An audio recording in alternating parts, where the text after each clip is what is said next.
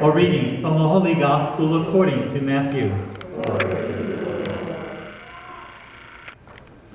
Jesus again in reply spoke to the chief priests and elders of the people in parables, saying, the kingdom of heaven may be likened to a king who gave a wedding feast for his son.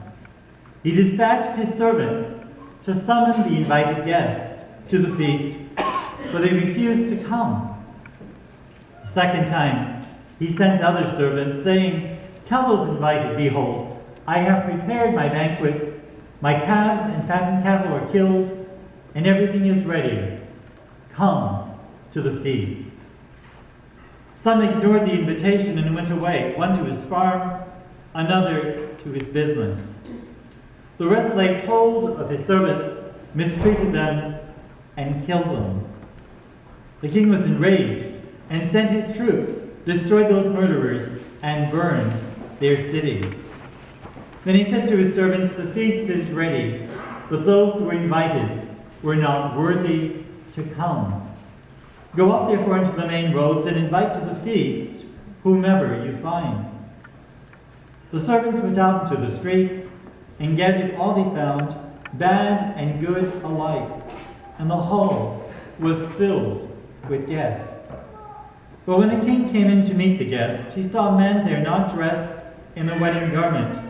The king said to him, my friend, how is it that you came in here without a wedding garment? But he was reduced to silence. Then the king said to his attendants, bind his hands and feet and cast him into the darkness outside, where there will be wailing and grinding of teeth. Many are invited, but few are chosen.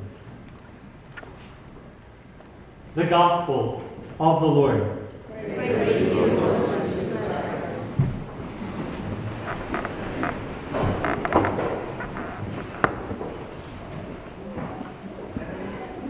Can we get anything for free? Community and church suppers and receptions are held on a regular basis. The price of admission is that we bring something to eat. Coffee and donuts at many places are offered for anyone who wants to go and gather together. And usually someone's pushing for, you gotta put out a donation basket because we didn't get any of this stuff for free. Holiday celebrations, they're coming right up. No invitations, no RSVPs, no tickets are required. But we all know that it's going to cost us something to make sure that those gatherings are a big success. God is the one who seems to offer opportunities in contrast to these kinds of human experiences. And I was thinking about wedding receptions. I was thinking, wedding receptions, I've gone to many of those for free. And then I realized, well, most people show up at a wedding reception, do so first by bringing a gift, offering a card, making sure there's some cash or a check inside.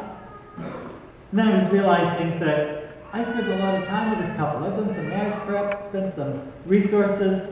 I worked to get here. And I came to realize almost everybody who shows up at a wedding reception, as a rule, they had to give something in order to get there. But getting to heaven is different. Getting to heaven is an invitation issued to all of us, and it's free. The scriptures describe heaven as a banquet. And all of the readings speak of the God who says, I've got pure choice wines, I've got rich, juicy foods all ready for you. The psalm declares that the Lord sets the table before us, and that our cup overflows. Scriptures continue with this image and tell us there's a feast. The fatted cattle have been slaughtered and the feast is ready. And all of us are invited to come. we come to realize as we examine the situation that we're not unlike the people described in the parable. Invitations are issued, and we have an opportunity to say, I'm not interested in going. We take invitations we get all the time, we just throw them away.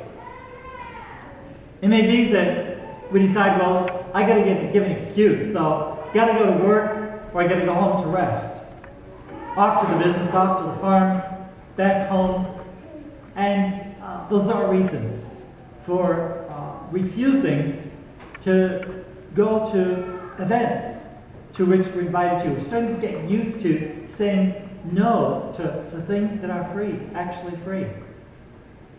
It may be that we're like those folks in the story who shoot the messenger. There's that famous expression, don't shoot the messenger. Somebody brings bad news, it's not their fault. In this story, people kill the people with the good news. The people who've got this wonderful invitation, and they kill them. They mistreat them, they kill them, and it suggests that maybe that's the way we deal when we're dealing with a customer representative, with a government official, with a medical provider. Whatever kind of news they bring us, we get angry, we can be kind of mean in dealing with people who are messengers, trying to let us know, here's what's going on. And then it may be that we're like the fellow and the crowd that actually shows up for an event to which we've been invited to. They've all been herded into the hall. None of them is worthy.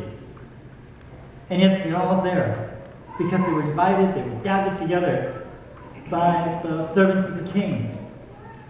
And there's one particular person who shows up who's not dressed like everybody else.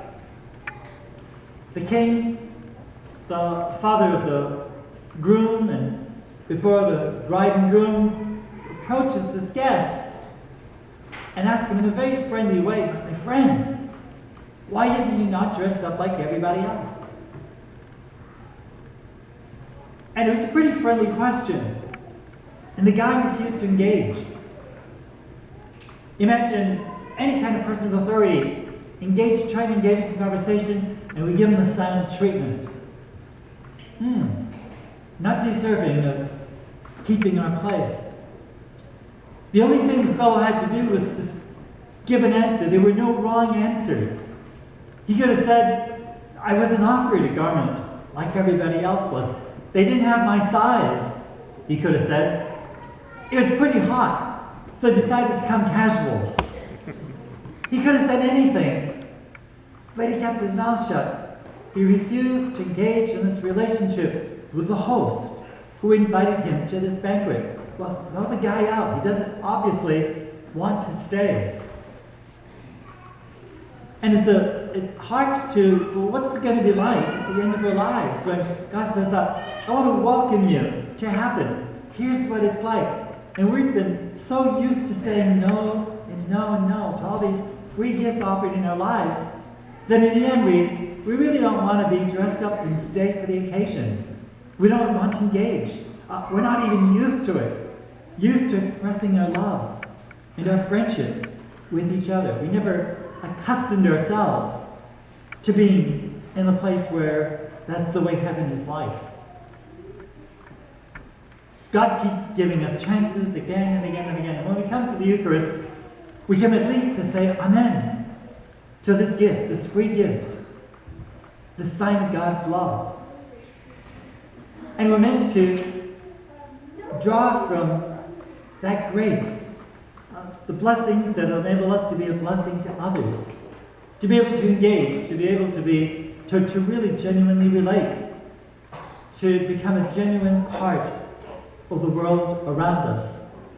Is that which gets us accustomed to one day being so accustomed to accepting invitations, being engaged, that we're definitely going to be in a position, if that's the case, of at the end of our lives saying yes to God.